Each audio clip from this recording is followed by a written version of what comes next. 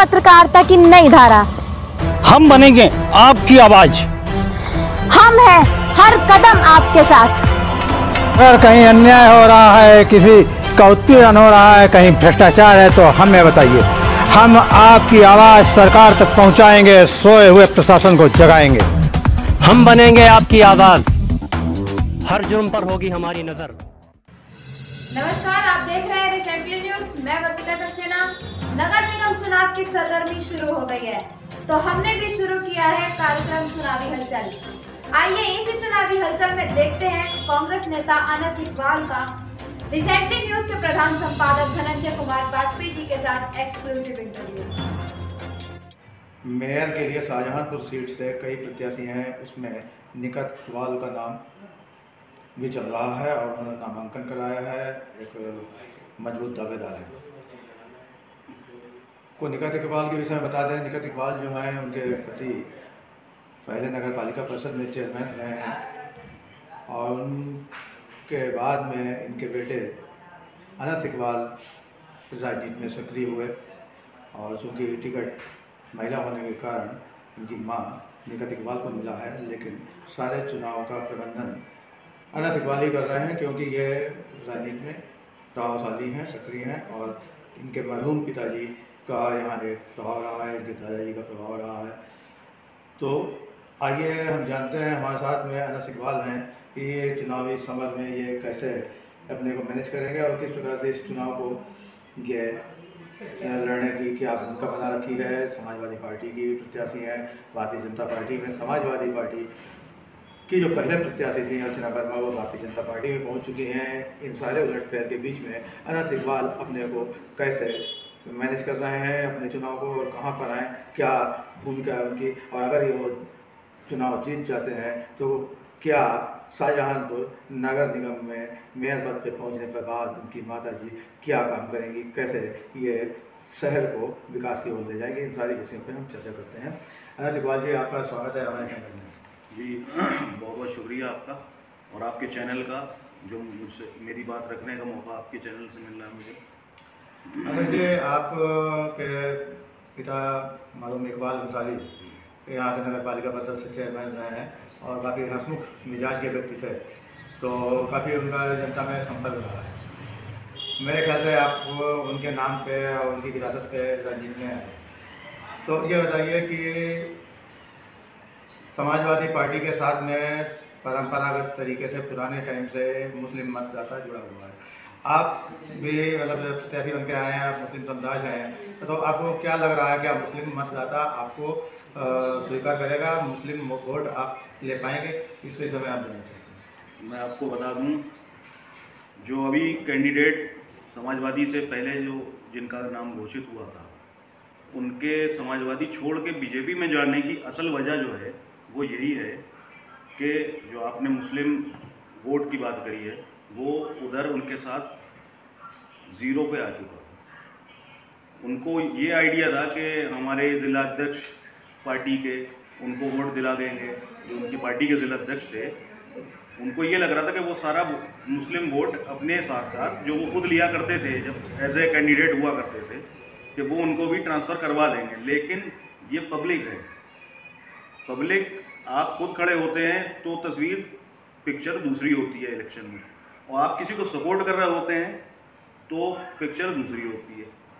यहाँ पे उनको जब वो फील्ड पे आए, ग्राउंड पे, तो उन्हें वो रिस्पांस नहीं मिला, पब्लिक ने उन्हें रिस्पॉन्ड नहीं किया। इस वजह से उन्होंने, जब उनके हौसले पस्त होना शुरू हुए, वर्किंग उनको दिखी हमारी तरफ से, पब्लिक में उन्होंने देखा कि वो किधर मूव कर रही है, तो वहाँ पे उनको रहने का इसलिए बीजेपी की तरफ जाने के अलावा और कोई ऑप्शन बचा भी नहीं था, वरना वो 3rd रैंक पे पहुँच गई थी। अच्छा, ये बताइए शाहजहांपुर सिटी में अंसारी बिरादरी, जो मुस्लिम समुदाय में अंसारी बिरादरी सबसे अधिक है, जहाँ तक मेरी जानकारी है, तो आप भी अंसारी बिरादरी से हैं, आपको अपने बिरादरी से क्या उम्मीद है? देखिए साहब, बिरादरी वाली तो मैं यहाँ क्या ही कहूँ आपसे। हमारा तो अगर निर्दलीय भी हम आ जाएं तो वो शायद छोड़ के नहीं जाएगी। और इस टाइम तो मैं सिंबल से हूँ और एक पर्टिकुलर किसी एक बिरादरी की नहीं, पूरा समुदाय। मैं आपको क्लियर करता चलूँ, जब तक हम समाजवादी में थे हमने देखा कि सामने से एक टैग लगा हुआ है समाजवादी पे, मुस्लिम यादव। ये किसी से चुप ही नहीं है, मीडिया भी जानता है और खूब इसको यूज़ किया जाता है कि MY फैक्टर। कांग्रेस में मैंने देखा एक मिक्स फ्रूट की जैसे थाली होती है ना, ब्राह्मण भी है, ठाकुर भी है, OBC भी है, SC भी है, इस पार्टी में सब जुड़े हुए हैं। और आज से नहीं, एक जब देश आज़ाद हुआ है उस टाइम से देश आज़ादी हो रही थी तो भी उसके लीडर्स उसमें थे। तो इसके अंदर हमें हर समुदाय से लोग मिल रहे हैं, जो हमारे दादा के टाइम के भी लोग थे, इवन फादर के टाइम के, वो लोग मिलने भी आते हैं और आशीर्वाद दे के जाते हैं मुझे कि बेटा आप लगे रहना और आपके हित में सारे जितना भी अपने वो है आपके फेवर में है कंडीशन। तो मैं ये नहीं कहूँगा कि यहाँ पे सिर्फ एक पंडित वाला टैग मैं कह दूँ कि साहब ब्राह्मण वोट ही है, सिर्फ ये नहीं है। ये मिक्स, मैंने बताया ना, मिक्स फ्रूट की जैसे थाली होती है, कांग्रेस पार्टी में हर तरह का वोट है। सही है कि अर्चना समाजवादी पार्टी में थी, आप भी समाजवादी पार्टी में थे, तो आप लोग समाजवादी पार्टी मतलब अर्चना ने छोड़ा BJP में गई, आप कांग्रेस में आ गए, तो ऐसे क्या वजह थी कि आपको मतलब जो है समाजवादी पार्टी छोड़ करके कांग्रेस में आना पड़ा? उन्होंने अपनी बात बताई अर्चना ने कि गुटबाजी थी और जो कारण बताया, आपका क्या कहना है? मैं डिक्लेयर होने के बाद नहीं छोड़ा। आप कंपैरिजन दोनों चीज़ों में कर सकते हैं। ब्लैक लिस्टेड वो होता है जिसका टिकट भी हो जाए और उसको सपोर्ट भी कर रही है पार्टी और वो छोड़ के भाग जाए, वो उसे दागी कहेंगे आप। मैं दागी नहीं था, मैं अपना हक मांग रहा था, वो नहीं दिया गया, मुझे दूसरे प्लेटफॉर्म से लेना था। मेरे लोग मुझसे नाराज़ होते अगर मैं इस टाइम भी उनके सामने मैदान छोड़ के भाग जाता, जो वो बरसों से उम्मीद लगाए हुए थे कि जब सीट चेंज होगी हमारा भाई या भतीजा आएगा मैदान में। तो यहाँ पे अगर मैं ना उतरता तो शायद मैं कभी उनको मुंह दिखाने काबिल भी नहीं रहता। मैं पार्टी छोड़ के नहीं भागा हूँ, मैंने प्लेटफॉर्म चेंज किया है, मैं आज भी मैदान में हूँ। दूसरी तरफ टिकट होने के बाद भी वो कैंडिडेट भाग गया। दोनों चीज़ों में आप फ़र्क देख सकते हैं, अंतर बहुत बड़ा है। तो जैसे आप कह रहे हैं कि अर्चना वर्मा जो है उनका टिकट फाइनल हो गया, सिंगल भी मिल गया, उसके बाद अपना जो क्लियर बाद में कर रहा हूँ जो आप करें कि मतलब उनका आपका कहने मतलब है कि उनको सिंगल भी मिल गया, उसके बाद उन्होंने ऐन वक्त पर कुछ क्षणों पहले धोखा दिया, समाजवादी पार्टी छोड़ करके मतलब इसमें BJP में आई।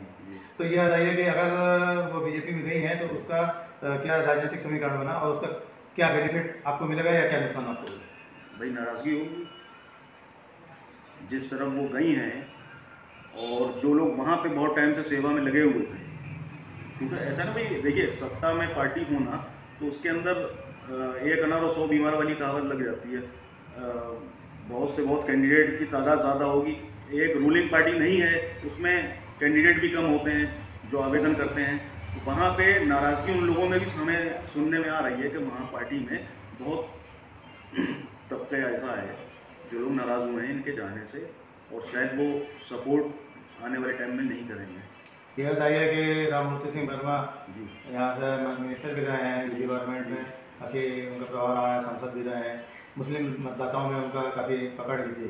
जी अब अर्चना वर्मा BJP में चली गई हैं, तो मुस्लिम मतदाता जो है क्या अर्चना वर्मा को सपोर्ट करेगा या मतलब आपका क्या अनुमान है? और या मतलब जो है समाजवादी पार्टी में वापस जाएगा या आप अपनी तरफ लाएंगे, और लाएंगे तो कैसे लाएंगे?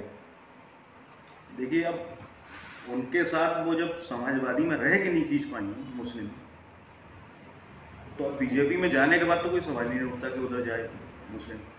और रही बात हमारी, तो हमारे साथ मैं वर्किंग में पहले भी बता चुका हूँ कि मैं यहाँ का लोकल बंदा हूँ, जिसे आप कह सकते हैं कि लोकल बॉय मकामी।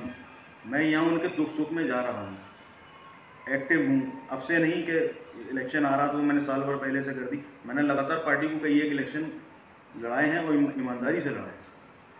मैं जुड़ा हुआ हूँ, दुख सुख में जाना ना करता हूँ। वो कैंडिडेट बाहर की है, अपना उनका विधानसभा क्षेत्र दूसरा रहा है। अब वो चाहे BJP से खड़ी हो चाहे समाजवादी से खड़ी हो, पब्लिक में आपको पब्लिक का दिल जीतना है तो पब्लिक में उतरना पड़ता है। अब आप उतरते हो दूसरे क्षेत्र में, आपका क्षेत्र दूसरा है, यहाँ तो किसी ने नहीं देखा उन्हें कि उनका आना जाना रहता हो दुख सुख में लोगों के। पब्लिक में, पब्लिक को जीतने के लिए पब्लिक के बीच में उतरिए, तभी आप कामयाबी कर पाएंगे अपने लिए। समाजवादी पार्टी से जो माला राठौर है जी, तो जब मुस्लिम वोट आप कह रहे हैं कि भाई हसीना वर्मा को नहीं जाएगा, बीजेपी की तरफ नहीं जाएगा, समाजवादी पार्टी की तरफ तो जाएगा। समाजवादी पार्टी की तरफ पहले समाजवादी पार्टी अपना जो वो फैला हुआ है रायता उनका, पहले तो वही समेट ले। इतनी ज़्यादा वहाँ पे भगदड़ मच चुकी है, ऑलरेडी पहले से ही चल रही थी, और ये वाला जो इंसिडेंट हुआ है कि आपका कैंडिडेट ही छोड़ के भाग गया, जाहिर सी बात है पार्टी में कुछ कमजोरियां नहीं होंगी, तभी उस कैंडिडेट ने उधर जाना वो करा। और जो अब आया है कैंडिडेट, उसको लोग तो जानते ही नहीं है, पूछ रहे हैं कि वो कैंडिडेट कौन है, कहाँ का है, किधर है, वो तो और गुमनाम है कैंडिडेट, उसकी तरफ कहाँ से मूव करेगा वोटर। तनवीर खान यहाँ चेयरमैन है और समाजवादी पार्टी के जिला अध्यक्ष हैं, जी और उनकी माँ भी चेयरमैन नहीं है, तो उनका असर क्या पड़ेगा समाजवादी पार्टी प्रत्याशी के लिए? उनका असर अगर पढ़ना होता तो ये शायद बीजेपी में पहला वाला कैंडिडेट नहीं जाता। अगर उनका प्रभाव पढ़ना होता तो पहला वाला कैंडिडेट छोड़ के मैदान नहीं भागता दूसरे खेमे की तरफ। तो मैं नहीं समझता हूँ कि उनका प्रभाव जो है, मैंने पहले भी अभी रिपीट करी थी आपसे, इससे पहले भी कहा था कि खुद इलेक्शन लड़ना और किसी को वोट ट्रांसफ़र कराना बहुत ज़मीन आसमान का फ़र्क है। उनको यूँ मिलता है कि वो पब्लिक के बीच में रहते हैं, अब वो एज ए कैंडिडेट नहीं है फील्ड में, कैंडिडेट चेंज हो चुका है। और आप बखूबी जानते हैं कि मीडिया से हैं आपके किस तरफ मुस्लिम मूव कर चुका है ऑलरेडी। चलिए बताइए कि चुनाव में अगर आपको विजय प्राप्त होती है, आपकी माता जी विजयी होती हैं, ऐसी स्थिति में अभी जो शहर में आप देख रहे हैं, हालांकि काफ़ी विकास हुआ है, नगर निगम बन गया है, आपके द्वारा क्या ऐसा किया जाएगा जो कि नया हो, या क्या विकास किया जाएगा, इसलिए आपका क्या कहना है? जीतने के बाद देखिए मैंने अपना मैनिफेस्टो भी वो करा है, और उस पर आप कह सकते हैं कि जो जो चीज़ें हैं घोषणा पत्र में वो लोकल या उसकी नहीं है, मतलब जुमला नहीं कह सकते हैं आप उसे, जो ग्राउंड लेवल पे कल को दिखेंगी वो नीतियाँ। सबसे पहला जो काम होगा, जो इस टाइम शहर में जो सिविल लाइन को लेके और गैस पाइपलाइन का, गलियों की हालत ऐसी है कि बच्चे बूढ़े या जवानी क्यों ना हो, गिर भी रहे हैं, चोट भी लग रही हैं, दुकानदार हैं उनका सब दुकानों का बुरा हाल है धूल और गर्दा से। सबसे पहला स्टेप तो वो लिया जाएगा, और उससे हट के जो आपका महिलाओं के लिए रिक्शे हैं, लड़कियों के लिए मेन रूट पे वो फ्री चलेंगे, फ्री एम्बुलेंस की सेवा निगम के द्वारा वो चलाई जाएगी। जाड़ों में रज़ाई गद्दा, रज़ाई कंबल और लकड़ी इनका इंतज़ाम करा जाएगा। पेयजल होगा, ठंडे पानी चौराहों पे, और कई एक चीज़ें हैं, ई रिक्शा की चार्जिंग फ्री होगी, अवैध वसूलियाँ हो रही हैं वो बंद करी जाएगी, एक कूड़े का जो 50 रुपये लिया जा रहा है उसको ख़त्म करने का वो करा जाएगा।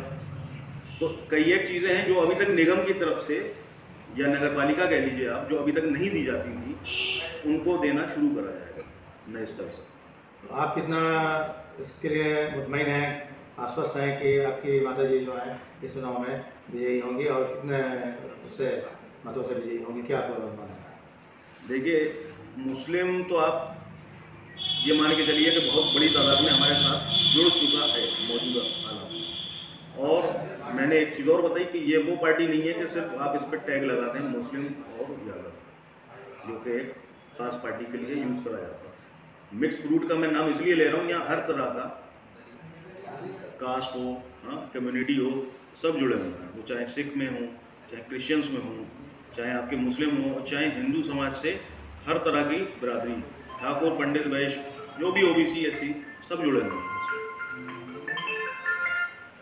यह बताइए कि अर्चना वर्मा बीजेपी में गई है समाजवादी पार्टी छोड़कर, तो इसका क्या कोई आपके अनुमान से क्या कोई ऐसा प्रभाव पड़ रहा है जिससे कि उनकी छवि खराब हो गई हो, या उसका कोई बीजेपी में जाने से उनको कोई लाभ मिलेगा? मैं समझता हूँ लाभ तो बात की बात है। पहले तो जब आप उस जगह पे जाते हैं पार्टी में जहाँ पहले ही से लोग मेहनत कर रहे हैं और अपने टिकट के लिए कह लीजिए या आवेदन उन्होंने दे रखा है, और आप दूसरी तरफ से पहुंच जाते हैं जबकि आपका टिकट होया हुआ है। जैसे आया मैं भी हूँ, कल को कोई कहे तो साहब आप पहुंच गए, मेरा टिकट नहीं हुआ था, आपका टिकट होने के बाद आपने छोड़ दिया और दूसरी जगह कैप्चर कर लिया आपने उसी चीज़ को, अंदर से भीतर घात शुरू हो जाता है। नहीं तो उन्होंने कहीं महसूस किया होगा कि बीजेपी ज़्यादा मजबूत पार्टी है, तभी वो सपा का टिकट छोड़ करके बीजेपी में गई। तो मजबूत होना अलग चीज़ है, अनबीटन होना अलग चीज़ है। अनबीटन तो नहीं कह सकते हैं ना भाई, उधर वो कमज़ोर थी इसीलिए गई हैं। देखिए मैं बार बार यही चीज़ मैं भी कह रहा हूँ कि इस पार्टी से वो कमज़ोर थी, उधर जाके इससे स्ट्रांग हुई हैं। क्योंकि हम पहले भी कह रहे थे हमारी फाइट बीजेपी से है और अभी भी फाइट बीजेपी से है। भले ही आपने चेहरा चेंज कर दिया हो, हम चेहरे से फाइट नहीं कर रहे हैं, हम पार्टी से फाइट कर रहे हैं। तो ये अनस इकबाल हैं, इनका कहना है कि हम चेहरे से फाइट नहीं कर रहे हैं, पार्टी से फाइट कर रहे हैं और हमारी फाइट बीजेपी से है। और इन्होंने बताया कि किस प्रकार से ये जनहित के काम विजयी होने के बाद में करेंगे। तो इसी प्रकार से आप हमारे साथ जुड़े रहिए और देखते रहिए रिसेंट न्यूज़ में चुनावी